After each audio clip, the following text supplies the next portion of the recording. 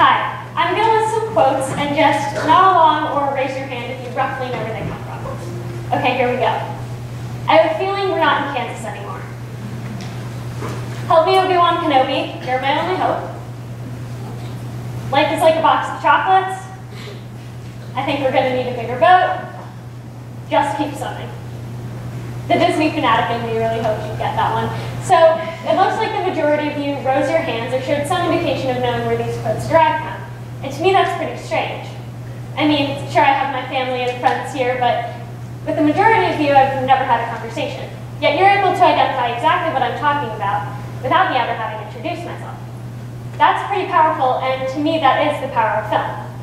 Sure, you may argue that we all haven't seen the same television shows or movies, but what about the news? What's happening in the world?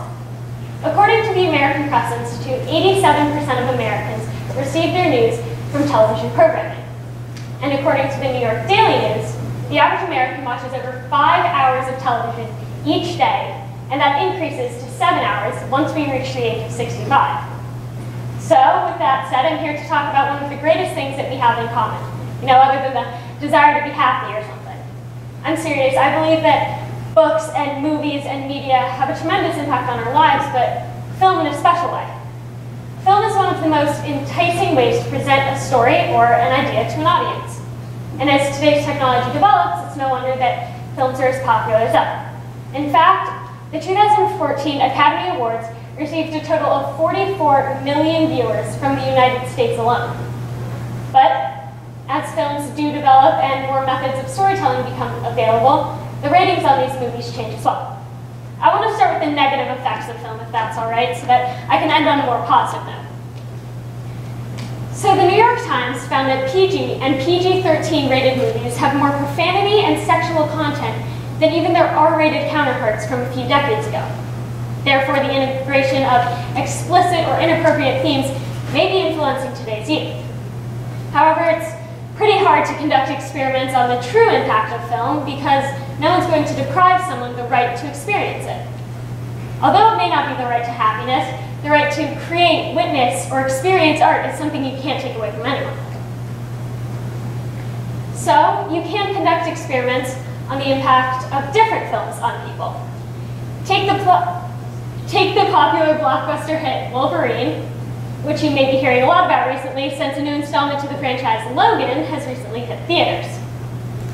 The movies depict a mutant of a man with rapid healing, animalistic abilities, and retractable metal claws from within his knuckles. According to IMDb's parental guide, the film contains sex, male and female partial nudity, gore and stabbings, a total of 21 curse words, as well as the use of alcohol. Yet it's still rated PG-13. Therefore, the integration of such themes may truly be impacting today's youth. According to the Huffington Post, the integration of themes may be influencing youth through the use of over 200,000 screens of big and small screen violence, including more than 16,000 murders before we reach the age of 18. So this may truly be impacting today's youth, but you can also see the influence of film on all people. A study conducted by the National Institute of Health / the National Library of Medicine found that the impact of film can also influence your mood. They took a total of 45 psychology majors and showed them films thought to elicit fear, sadness, or neutrality on the same 17-inch PC screen. They chose films such as The Blair, Scream 1, and The Shining under the fear category, City of Angels, Philadelphia, and Dangerous Mind under the sadness category, and television news snippets or clips from stock market channels under the neutral category. They then monitored how their inspired mood affected their performance on a bisection task, compared to how they performed earlier that day on the exact same test. The results concluded that those who witnessed the fear-inducing films were much less happy, loving, content, calm, and much more aroused, active, nervous, anxious, and obviously frightened. Secondly, those who watched these sad films were much less lively, happy, peppy, active, aroused, and anxious, and much more sad, gloomy, and, well, worried.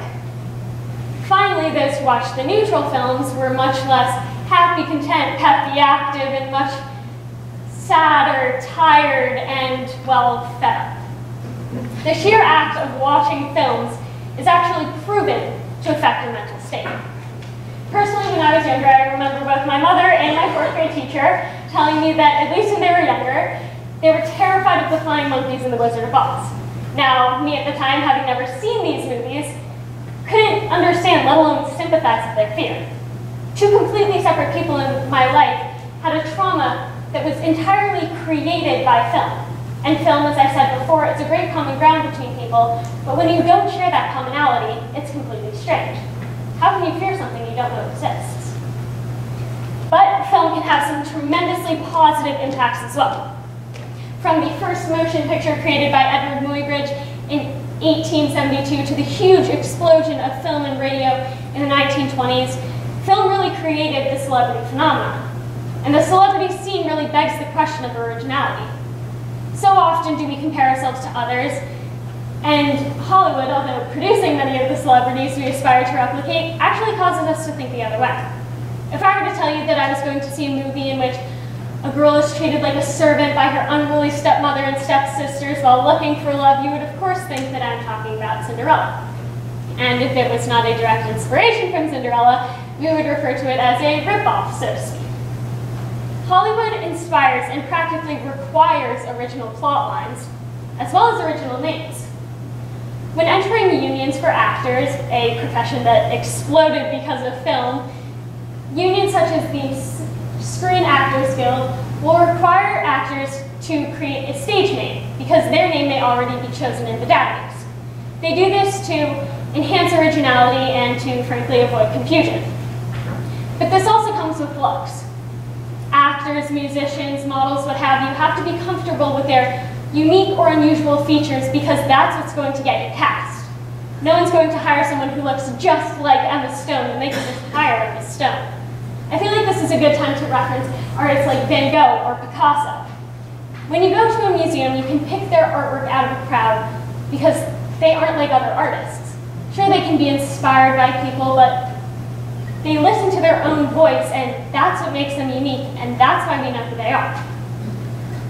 Additionally, films can highlight the entire originality of a time. And as Ralph Waldo Emerson once said, to be yourself in a world that is constantly trying to make you something else is the greatest accomplishment. In films such as The Hunger Games or Divergent, we see more female heroines as women today struggle to challenge gender roles, or as we become more aware or accepting towards transgenders, you see films like The Danish Girl starring Eddie Redmayne hitting theaters. Even in simple Disney movies like Zootopia, which recently won an Academy Award for Best Animated Picture, they hone in the message of diversity as we as society struggle to do the same. This is really powerful, especially in influencing younger minds, because when you show a child something that is age appropriate, it can be a great tool to teach languages, lessons, or even life skills. Finally, film can influence our expression. It's a great method of expression, I think. As a high school student, I'm constantly told, don't use I's in papers, and personally, I find this is very dangerous. When annotating or citing, let's say, a text, we're always told to use credible information derived from the author themselves, and if we do, God forbid, have an original thought, we have to state it as known information or say that the reader is aware of X, Y, and Z. But film allows you to think the other way. It allows you to tell your story just like all other art forms. Real quick, I would like you all to imagine that you were to make a film. What would it be about? Who would you cast? Where would you film? Anything is possible. But what if I were to tell you that you actually had to make this film? How many of your aspirations would change? So often when we come up with an idea, we imagine all of the possibilities, but when it actually comes time to make it, we lower our expectations and we settle. I remember a few months ago, I was watching a featurette on the making of La La Land, and I remember director Damien Chazelle said something along the lines of, when he was making the movie, it was very important to him to tell the story he wanted to make the way he wanted to make it. He said it was key for him to not change any of his plans until the problem actually presented itself, even if that meant shutting down an entire Los Angeles freeway on the hottest day of the summer. It's visions like this that drove the 32-year-old to be the youngest director in history to win an Academy Award for directing. And it's when headstrong people like this combine their talents with truly amazing causes that I believe magic happens. There are even websites such as Films for Action that state that their goal is to provide citizens with the information and perspectives essential to creating a more just, sustainable, and democratic society. The website houses more than 2,000 films dedicated to a variety of topics, whether it's justice or simply to make you smile, including this one entitled Stressed Out, this weird, relaxing, life-affirming video, maybe just what you need. Yes, I did watch it, and I can attest that it is weird, but all around the world, people are recognizing the immense power of film and using it to persuade politicians to change their vote, inspire consumers to be more conscious of what they buy, or encourage people to donate and support certain charities. As director Martin Scorsese once said, films awaken our vision. They open doors in our minds. I would like to leave you with imagining a world without film. I know that this world existed at some point, but everything from the way we idealize celebrities or view the world through the news would change in an instant. The world itself would change in an instant. I've heard a quote, and forgive me for not knowing where it's from, but it goes something along the lines of, if art makes you feel, in any way, shape, or form, it has done its job. Film can inspire fear and sadness, but it can also make you feel love and creativity and expression, and ultimately make the world feel like a smaller place. So although film may have its downsides, but I think all things do, I believe that the power of film is the power to change the world. Thank you.